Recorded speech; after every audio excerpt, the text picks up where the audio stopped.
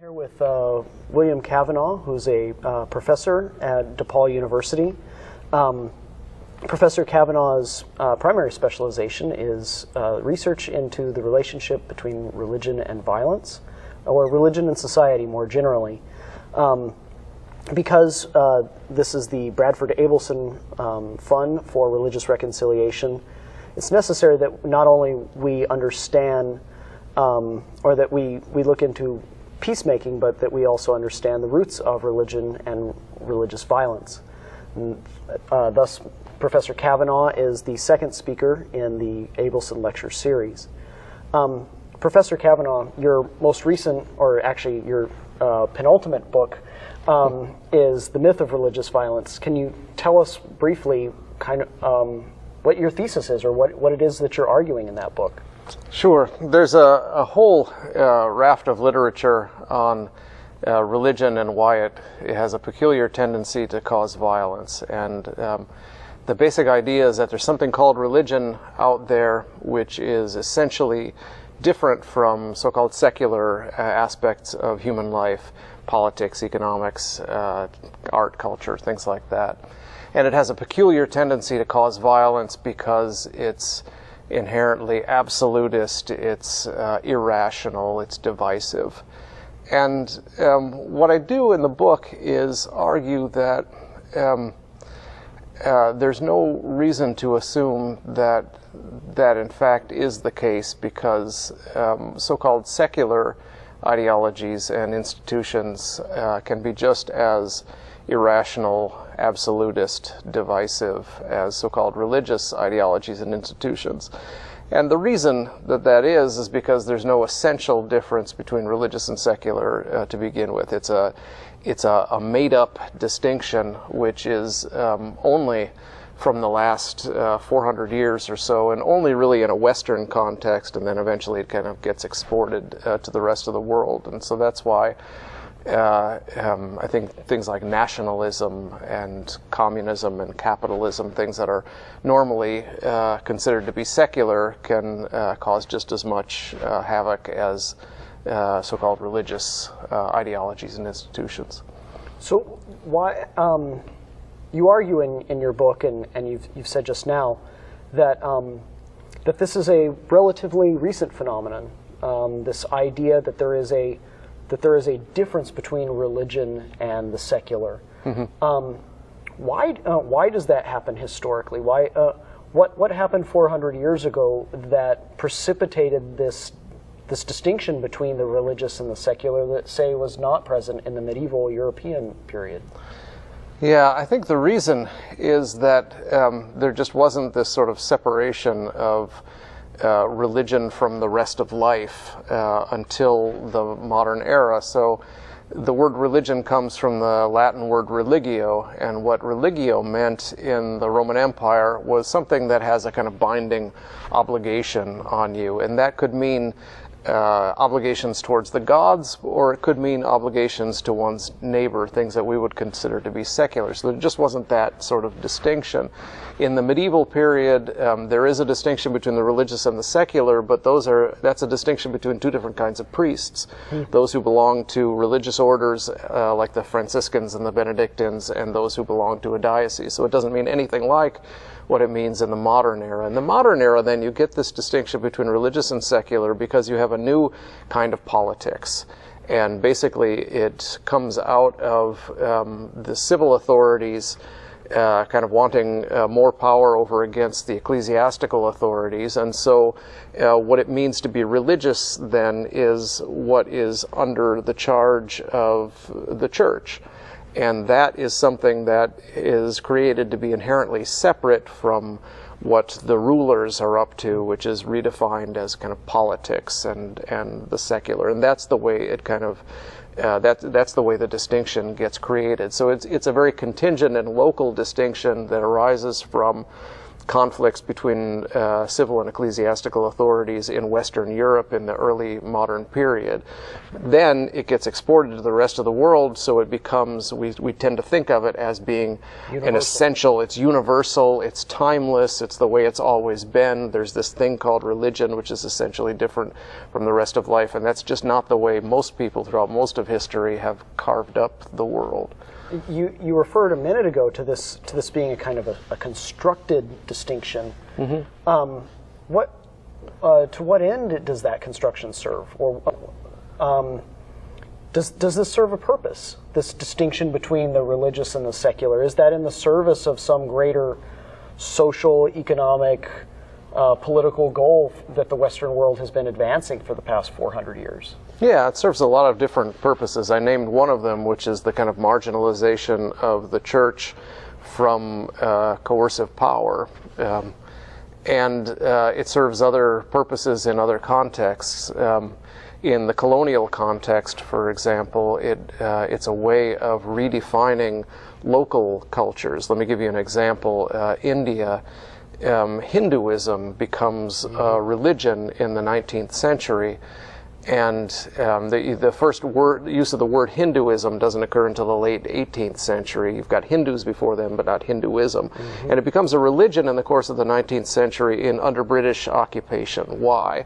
Well, when you take everything that's included in Hinduism, and that includes everything that we would divide into religion, art, politics, culture, economics, you take all of that and you make it into a religion, then to be Indian is to be private, and to be British is to be public, right? You take everything that it means to be Indian, you put it into a box, and then you have, you can kind of put it to the side, and then the way that the empire is run is this kind of public sort of rationality. This is why the main Hindu party in India, now the BJP, tends to refuse to call Hinduism a religion because they don't want it to be marginalized in that way. And so the term religion is used in lots of different contexts, sometimes for benign purposes, but sometimes for sort of politically sharpened and not benign purposes. It seems that it's pivotal to this whole idea of the public-private divide that we have within the liberal Western world. That religion is something that, as you said a minute ago, that is private. Right. What is done in the secular realm is what allows you to be public, in a sense. Right. Yeah, that's exactly right. So it's privileging certain kinds of rationality and labeling other things as irrational, that, you know, religion is the essentially irrational, and that's why it has to be marginalized from public life. So a lot of things happen at the advent of this distinction, obviously in the 16th century. That's also the Industrial Revolution. This distinction that you're talking about, though, seems that it could have been key to facilitating the explosion of new ways of doing business, as it were, both politically, the rise of nation states, but also economically in terms of capitalism. Sure. Do you find that that's the case? Yeah, I think that's right. I mean, a lot of things have been written about John Locke, for example, in whom you really get some of the first examples of an explicit religion-secular distinction in the 17th century. And he was also at the same time very much interested in commerce in the colonies, and had an official position with regard to the regulation of commerce in the colonies. And it's not hard to kind of make the link between those two things, that he wants to distinguish, as he says in the Letter on Toleration, distinguish exactly the business of the church from the business of business and the business of government. And this religious secular distinction is one way of doing that. How does, now in other work that you've done, Professor Cavanaugh, you've explored, for example, the myth of capitalism or the myth of consumerism, kind of provocative titles. How is that work related to what we're talking about now?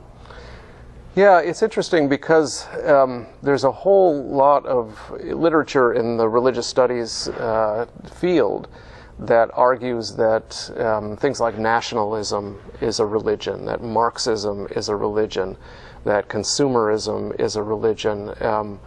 There's a long list of things that are treated, Japanese tea ceremonies, human rights, liberalism as a religion. Alcoholics Anonymous was labeled a religion by a federal judge in 2002. The definition can be very expansive. Mm-hmm. And to me, it's not so important to say, okay, let's decide once and for all if Confucianism is a religion or not, or if capitalism is a religion or not. What's interesting about that whole debate to me is that certain things get labeled religions and certain things get labeled secular under different circumstances. And the real question is, what's going on under those circumstances? Why do Western scholars insist at the end of the 19th century that Confucianism is a religion, and Chinese scholars are insisting that it's not a religion? What kinds of power are being authorized by labeling things one way and labeling things in another way? And so the very idea that people talk about the religion of consumerism, I think, is really interesting, because it shows how fluid the lines are between what we think of as secular and what we think of as religious. I mean, there's no reason to think that there's an essential difference between the worship of a god and the worship of the flag, for example. What would you kill for is the name of my lecture tonight, and it seems to me that people kill for all sorts of things, and so the more fine-tuned and empirical you can be on these questions, the better. So it seems like you've redirected the question of what is religious and what is secular to what are you willing to sacrifice for? Mm-hmm. What are you willing to do extraordinary things in the name of? That seems to be, for you, the deeper question to ask, and it seems for you to help identify what's important in the lives of individuals and in communities and societies, as opposed to what you see as a constructed kind of distinction between religion and right. the secular. Is that an accurate assessment of what you're doing? Yeah, I think that's exactly right. Especially when the question is the question of violence, then the empirical question of what do people actually kill for, is much more interesting than these kind of theoretical constructions of the idea that, well, there's this thing called religion, mm-hmm. and here's why it's particularly dangerous. I mean, if you went and asked American Christians, would they kill for Jesus? Most 99 point some would say no. But would you kill for the United States? Mm-hmm. I think most American Christians would consider that to be something which is necessary under certain circumstances and commendable in certain circumstances. And so when you rephrase the question in that way, then the real question, I think, becomes, what would you actually kill for? Let's talk about that. Under certain circumstances, of course, there are people that will kill for Christianity in certain periods. There are people that will kill for Islam in certain periods and under certain conditions. And so there's no question of saying that people really don't commit violence for Christianity or Islam. Clearly they do under certain circumstances. But let's level the playing field. Let's also look at the circumstances under which people will kill for so-called secular things.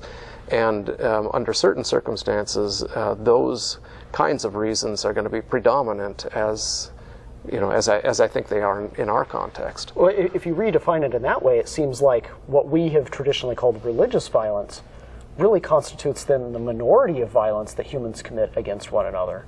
Actually, if you were to turn the phrase on its head, secular violence seems to be the preponderance of violence. Yeah, I mean, certainly that's the case in the 20th century, which is the bloodiest century. I mean, if you look at the wars in the 20th century, I think if you just do a body count, and do the 20 million that were killed by Stalin's atheist regime as a place to start, then certainly the age in which the ideology of religious violence is most prevalent is precisely the age in which the reality of so-called religious violence is at its lowest point. And so up until 1940, Supreme Court decisions regarding the First Amendment refer to religion as a unifying force in American society. After 1940, it constantly refers to religion as a divisive force in American society, but it's at the precise moment where kind of interdenominational conflict is at its lowest point in America. Most of the examples that they use are from centuries before, and so you begin to wonder if there's something ideological going on there. Why is it that precisely at this point in history are we now trotting out this myth of religious violence? And I think it makes people in certain social orders feel evolved, that we have left behind the barbarity of those people over there, either over there in time or over there in space. And it becomes a way especially of dealing with the Muslim world. They are primitive because they haven't learned to separate religion and politics as we have, and therefore they are inherently unstable and violent, and therefore we need to bomb them into the higher rationality. Which is sometimes the unfortunate end point of that kind of argument. A final question here. In all of your work in violence, and this is a bit of a curveball, but it seems that you're identifying the kind of the broader implications of human violence. Have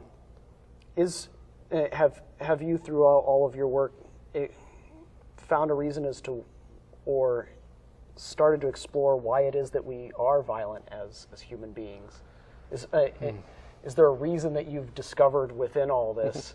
Because it's clearly not just that we are religious that makes us violent, right? And nor is it that we are secular that makes us violent. Right.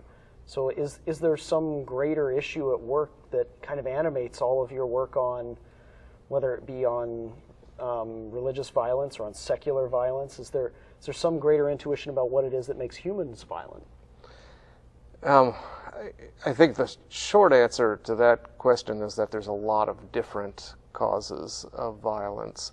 There's a lot of different ways of defining violence as well. It's not just physical violence as well. So that's not really the focus of my research, but I think there are there's a lot of interesting theories out there. I think when people are defining in terms of us and them, when people are sort of absolutist about their ideologies, it can lead to that sort of thing. René Girard's whole idea that we commit violence as a way of maintaining social order by excluding a scapegoat. I think in a lot of circumstances that's really true. So there's lots of different ways to look at causes of violence, and I'm not sure that there's any kind of one simple answer to that. But my work is basically trying to kind of clear away some of the misunderstandings about violence so that we can, again, level that playing field and begin to look at violence as the problem and not religious violence as the problem. It seems as if you're doing just as much work to complicate the issue as you are to clarify it. Am I right? I think by complicating, you clarify. Yeah. Interesting.